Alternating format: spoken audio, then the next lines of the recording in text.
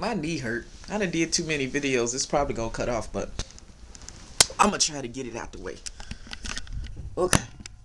I ain't did this in a long, in my long lady life. In a long time. This is a real talk.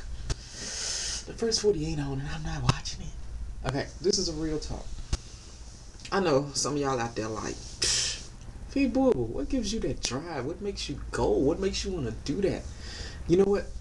Once you hit rock bottom and you realize what you doing ain't working, that's when you change and go the other way. I'm just like everybody else, I have up days, I have down days, I have days I just really don't want to feel like, I really don't want to do anything. Nothing works right. The whole day is horrible. I dropped my phone in the toilet. Where my phone at? I dropped my phone in the toilet. Things ain't working out right at particular places I'm going to.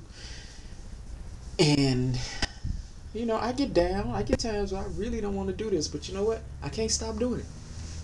Let me see. What else?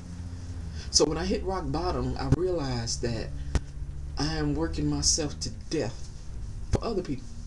When you be working and you be doing all them triples and doubles, and one time I worked 68 hours in 3 days. Once you get to working real hard for somebody else, you start thinking about it like, why am I doing this? I'm getting this extra pay to do all this extra work, but I don't have anything to show for it. You know what I mean? If you spend like 10 years working 2 jobs and you're not like putting the money up because you really can't afford to, you start to reevaluate your life. And when you reevaluate your life, you start thinking, if I'm working this hard for somebody else and they're paying me this much money, what would happen if I worked this hard for myself? And that's how I felt. I felt like, I got to stop doing this, working real hard for other people and managing their things and properties, and my little bit of work is really not helpful to the entire company when I'm doing things like going to places where I'm really afraid, or